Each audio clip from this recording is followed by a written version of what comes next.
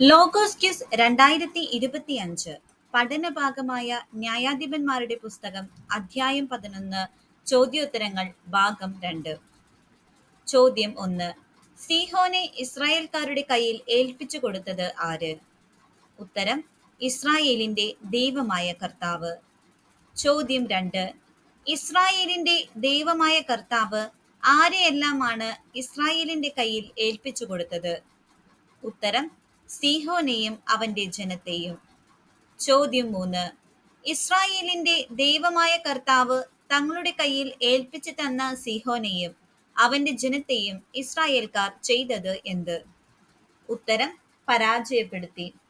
ചോദ്യം 4. സീഹോനെയും അവന്റെ ജനത്തെയും പരാജയപ്പെടുത്തിയ ഇസ്രായേൽക്കാർ പിടിച്ചെടുത്തത് എന്ത്? ഉത്തരം: അമോര്യരുടെ ദേശം. ചോദ്യം 5. അർണോൻ മുതൽ എവിടെ വരെയുള്ള അമോര്യരുടെ ദേശമാണ് ഇസ്രായേൽ കൈവശപ്പെടുത്തിയത്? ഉത്തരം: ജാബോക്ക് വരെ. ചോദ്യം 6. മരുഭൂമി മുതൽ എവിടെ വരെയുള്ള അമോര്യരുടെ ദേശമാണ് ഇസ്രായേൽ കൈവശപ്പെടുത്തിയത്? ഉത്തരം: ജോർദാൻ വരെ. ചോദ്യം 7. ഇസ്രായേൽ കൈവശപ്പെടുത്തിയ അമോര്യരുടെ ദേശത്തിന്റെ അതിർത്തികൾ ഏതെല്ലാം? ഉത്തരം: അർണോൻ മുതൽ ജാബോക്ക് വരെയും മരുഭൂമി മുതൽ ജോർദാൻ വരെയുമുള്ളത്. ചോദ്യം 8. അങ്ങനെ ഇസ്രായേലിന്റെ ദൈവമായ കർത്താവ് തന്നെ തന്റെ ജനമായ ഇസ്രായേലിന്റെ മുൻപിൽ നിന്ന് ആരെ തുരത്തിയിരിക്കെ നീ അവ കൈവശമാക്കാൻ പോകുന്നുവോ എന്നാണ് ജെഫ്ത അമോന്യ രാജാവിനോട് ചോദിക്കുന്നത്. ഉത്തരം: അമോര്യരെ. ചോദ്യം 9. അമോന്യ രാജാവിന്റെ ദൈവം ആര്? ഉത്തരം: കെമോഷ്. ചോദ്യം 10. ആര് നിനക്ക് തരുന്നത് നീ കൈവശം വെക്കുന്നില്ലേ എന്നാണ് ജെഫ്ത അമോന്യ രാജാവിനോട് ചോദിക്കുന്നത്. ഉത്തരം: നിന്റെ ദൈവമായ കെമോഷ്. ചോദ്യം 11. ആര് തരുന്നതൊക്കെ ഞങ്ങൾ കൈവശമാക്കുമെന്നാണ് ജെഫ്ത പറയുന്നത്? ഉത്തരം: ഞങ്ങളുടെ ദൈവമായ കർത്താവ്. ചോദ്യം 12. ഞങ്ങളുടെ ദൈവമായ കർത്താവ് എപ്രകാരം തരുന്നതൊക്കെ ഞങ്ങൾ കൈവശമാക്കും എന്നാണ് ജെഫ്ത പറയുന്നത്? ഉത്തരം: ഒഴിപ്പിച്ചു തരുന്നതൊക്കെ. ചോദ്യം 13. ആരേക്കാൾ ശ്രേഷ്ഠനാണോ നീ എന്നാണ് ജെഫ്ത അമോന്യ രാജാവിനോട് ചോദിക്കുന്നത്? ഉത്തരം: ബാലാക്കിനേക്കാൾ. ചോദ്യം 14. ബാലാക്കിന്റെ പിതാവ് ആര്? ഉത്തരം: സിപ്പോർ. ചോദ്യം 15. സിപ്പോർ ഭരിച്ചിരുന്ന പ്രദേശം ഏത്? ഉത്തരം: മോവാബ്. ചോദ്യം 16. അവൻ എപ്പോഴെങ്കിലും ഇസ്രായേലിനെ എതിർത്തിട്ടുണ്ടോ? ആരെക്കുറിച്ചാണ് ജെഫ്ത ഇവിടെ പറയുന്നത്? ഉത്തരം: ബാലാക്കിനെ കുറിച്ച്. ചോദ്യം 17. ആർക്കെതിരെ ബാലാക്ക് യുദ്ധത്തിന് ഇറങ്ങിയിട്ടുണ്ടോ എന്നാണ് ജെഫ്ത ചോദിക്കുന്നത്? ഉത്തരം: ഇസ്രായേലിനെതിരെ. ചോദ്യം 18. ഇസ്രായേൽ താമസിച്ചതായി 26-ാം വാക്യത്തിൽ പറയുന്ന സ്ഥലങ്ങളിൽ ആദ്യം പരാമർശിക്കപ്പെടുന്നത് ഏത്? ഉത്തരം: ഹെഷ്ബോൺ. ചോദ്യം 19. ഇസ്രായേൽ താമസിച്ചതായി 26-ാം വാക്യത്തിൽ പറയുന്ന സ്ഥലങ്ങളിൽ രണ്ടാമതായി പരാമർശിക്കപ്പെടുന്നത് ഏത്? ഉത്തരം: അരോവർ. ചോദ്യം 20. ഇസ്രായേൽ താമസിച്ചതായി 26-ാം വാക്യത്തിൽ പറയുന്ന സ്ഥലങ്ങളിൽ മൂന്നാമതായി പരാമർശിക്കപ്പെടുന്നത് ഏത്? ഉത്തരം: അർണോൻ തീരത്തുള്ള എല്ലാ പട്ടണങ്ങളിലും. ചോദ്യം 21. ഇസ്രായേൽ ഹെഷ്ബോണിലും അതിന്റെ ഗ്രാമങ്ങളിലും അരോവറിലും അതിന്റെ ഗ്രാമങ്ങളിലും അർണോൻ തീരത്തുള്ള എല്ലാ പട്ടണങ്ങളിലുമായി എത്ര വർഷം താമസിച്ചു എന്നാണ് പറയുന്നത്? ഉത്തരം: 300 വർഷം. ചോദ്യം 22. ഇസ്രായേൽ ഹെഷ്ബോണിലും അതിന്റെ ഗ്രാമങ്ങളിലും അരോവറിലും അതിന്റെ ഗ്രാമങ്ങളിലും അർണോൻ തീരത്തുള്ള എല്ലാ പട്ടണങ്ങളിലും 300 വർഷം താമസിച്ച കാലത്ത് എന്ത് ചെയ്തില്ല എന്നാണ് ജെഫ്ത അമോന്യ രാജാവിനോട് ചോദിക്കുന്നത്? ഉത്തരം: എന്തുകൊണ്ട് അവ വീണ്ടെടുത്തില്ല? ചോദ്യം 23. ഞാൻ നിന്നോട് എന്ത് ചെയ്തിട്ടില്ല എന്നാണ് ജെഫ്ത അമോന്യ രാജാവിനോട് പറയുന്നത്? ഉത്തരം: ഒരു അപരാധവും. ചോദ്യം 24. ഞാൻ നിന്നോട് ഒരു അപരാധവും ചെയ്തിട്ടില്ല. ആ നിലയ്ക്ക് എന്നോട് എന്ത് ചെയ്യുന്നത് തെറ്റാണ് എന്നാണ് ജെഫ്ത അമോന്യ രാജാവിനോട് പറയുന്നത്? ഉത്തരം: യുദ്ധം. ചോദ്യം 25. ആര് ഇസ്രായേലിയർക്കും അമോന്യർക്കും ഇടയ്ക്ക് ഇന്ന് ന്യായവിധി നടത്തട്ടെ എന്നാണ് ജെഫ്ത അമോന്യ രാജാവിനോട് പറയുന്നത്? ഉത്തരം, ന്യായാധിപനായ കർത്താവ്. ചോദ്യം 26. ന്യായാധിപനായ കർത്താവ് ആർക്കെല്ലാം ഇടയിൽ ന്യായവിധി നടത്തട്ടെ എന്നാണ് ജെഫ്ത അമോന്യ രാജാവിനോട് പറയുന്നത്? ഉത്തരം, ഇസ്രായേലിയർക്കും അമോന്യർക്കും ഇടയ്ക്ക്. ചോദ്യം 27. എന്നാൽ ജെഫ്തായുടെ സന്ദേശം വകവെക്കാതിരുന്നത് ആര്? ഉത്തരം, അമോന്യ രാജാവ്. ചോദ്യം 28. ആരുടെ സന്ദേശമാണ് അമോന്യ രാജാവ് വകവെക്കാതിരുന്നത്? ഉത്തരം, ജെഫ്തായുടെ സന്ദേശം. ചോദ്യം 29. ആരാണ് ജെഫ്തായുടെ മേൽ ആവസിച്ചത്? ഉത്തരം, കർത്താവിന്റെ ആത്മാവ്. ചോദ്യം 30. കർത്താവിന്റെ ആത്മാവ് ആരുടെ മേലാണ് ആവസിച്ചത്? ഉത്തരം, ജെഫ്തായുടെ മേൽ. ചോദ്യം 31. കർത്താവിന്റെ ആത്മാവ് ആവസിച്ച ജെഫ്ത ആരുടെ ദേശത്തേക്കാണ് പോയത്? ഉത്തരം, അമോന്യരുടെ. ചോദ്യം 32. ഏത് പ്രദേശം കടന്നാണ് ജെഫ്ത അമോന്യരുടെ ദേശത്തേക്ക് പോയത്? ഉത്തരം, ഗിലെയാദിലെ മിസ്പായിലേക്ക് കടന്ന്. ചോദ്യം 33. ഏതെല്ലാം ദേശങ്ങളിൽ കൂടിയാണ് ജെഫ്ത അമോന്യരുടെ ദേശത്തേക്ക് പോയത്? ഉത്തരം, ഗിലെയാദ്, മനാസെ. ചോദ്യം 34. ജെഫ്ത കർത്താവിനോട് നേർന്നത് എന്ത്? ഉത്തരം, ഒരു നേർച്ച. ചോദ്യം 35. എന്തവിടത്തേക്ക് അർപ്പിക്കാം എന്നാണ് ജെഫ്ത കർത്താവിന് നേർച്ച നേർന്നത്? ഉത്തരം, ദഹനബലി. ചോദ്യം 36. ആരെ തന്റെ കയ്യിൽ ഏൽപ്പിക്കുമെങ്കിൽ ദഹനബലി അർപ്പിക്കാം എന്നാണ് ജെഫ്ത കർത്താവിന് നേർച്ച നേർന്നത്? ഉത്തരം, അമോന്യരെ. ചോദ്യം 37.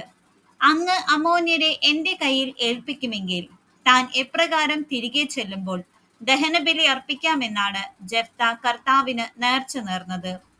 ഉത്തരം, ഞാൻ അവരെ തോൽപ്പിച്ച് ജേതാവായി. ചോദ്യം 38. അങ്ങ് അമോന്യരെ എന്റെ കയ്യിൽ ഏൽപ്പിക്കുമെങ്കിൽ ഞാൻ അവരെ തോൽപ്പിച്ച് ജേതാവായി തിരികെ ചെല്ലുമ്പോൾ തന്നെ എതിരേൽക്കുന്നവരിൽ ആരെ കർത്താവിൻ്റെതായിരിക്കും എന്നാണ് ജെഫ്ത പറയുന്നത്? ഉത്തരം, പടിവാതിൽക്കലേക്ക് ആദ്യം വരുന്നത് ആരായിരുന്നാലും അവൻ. ചോദ്യം 39. ജെഫ്ത യുദ്ധം ചെയ്യാൻ ആരുടെ അതിർത്തിയാണ് കടന്നത്? ഉത്തരം, അമോന്യരുടെ. ചോദ്യം 40. ജെഫ്ത അമോന്യരുടെ അതിർത്തി കടന്നത് എന്തിനു വേണ്ടി? ഉത്തരം, യുദ്ധം ചെയ്യാൻ. ചോദ്യം 41.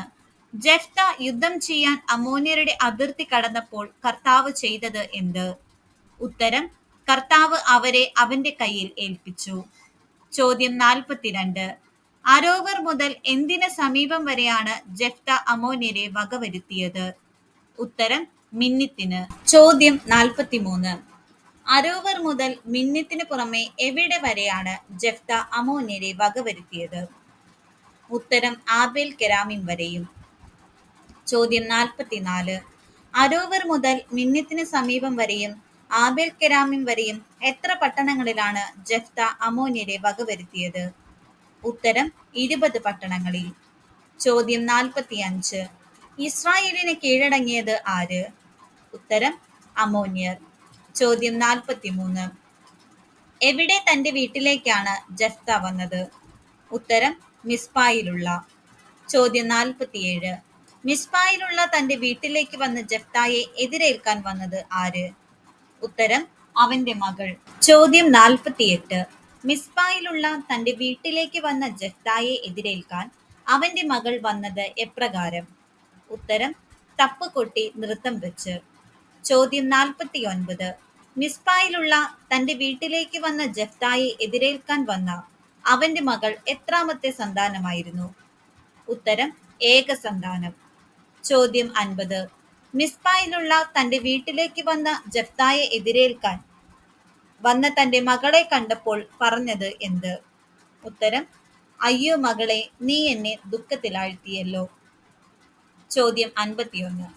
അയ്യോ മകളെ, നീ എന്നെ ദുഃഖത്തിലാഴ്ത്തിയല്ലോ എന്ന മകളെ നോക്കി ജെഫ്ത പറഞ്ഞത് എപ്രകാരം? ഉത്തരം, വസ്ത്രം കീറിക്കൊണ്ട്. ചോദ്യം 52. അയ്യോ മകളെ, നീ എന്നെ ദുഃഖത്തിലാഴ്ത്തിയല്ലോ, നീ എന്നെ എപ്രകാരമാക്കിയിരിക്കുന്നു എന്നാണ് മകളെ നോക്കി ജെഫ്ത പറഞ്ഞത്? ഉത്തരം, വല്ലാത്ത വിഷമത്തിലാക്കിയിരിക്കുന്നു. ചോദ്യം 53. ഞാൻ ആർക്ക് വാക്ക് കൊടുത്തുപോയി എന്നാണ് മകളെ നോക്കി ജെഫ്ത പറയുന്നത്? ഉത്തരം കർത്താവിന്. ചോദ്യം 54. എന്തിൽ നിന്ന് പിന്മാറാൻ എനിക്ക് സാധിക്കുകയില്ല എന്നാണ് മകളെ നോക്കി ജെഫ്ത പറഞ്ഞത്? ഉത്തരം നേർച്ചയിൽ നിന്ന്. ചോദ്യം 55.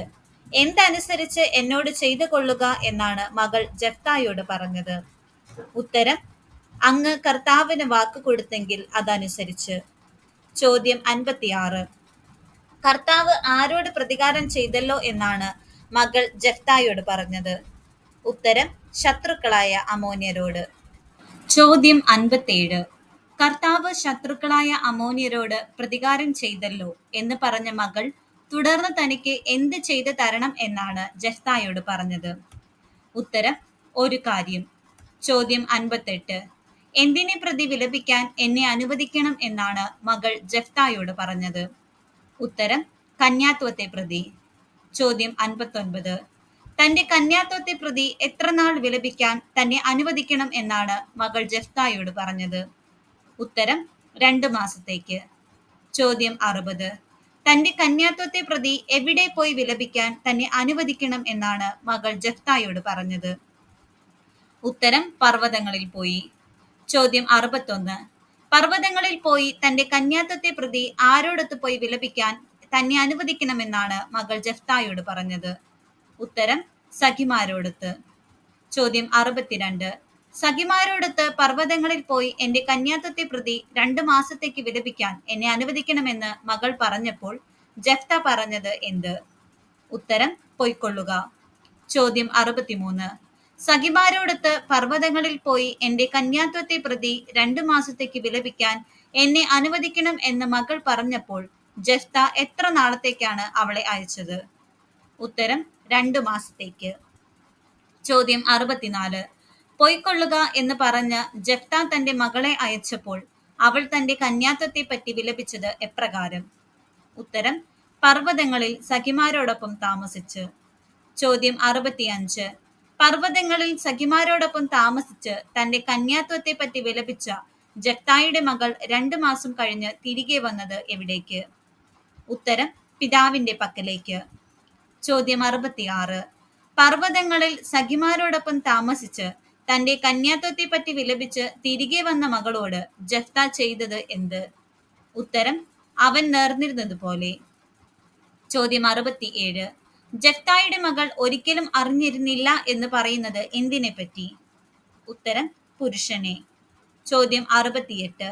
ഗിലെയാദ്കാരനായ ജെഫ്തായുടെ പുത്രിയെ ഓർത്ത് കരഞ്ഞിരുന്നത് ആര്? ഉത്തരം ഇസ്രായേൽ പുത്രിമാർ. ചോദ്യം 69.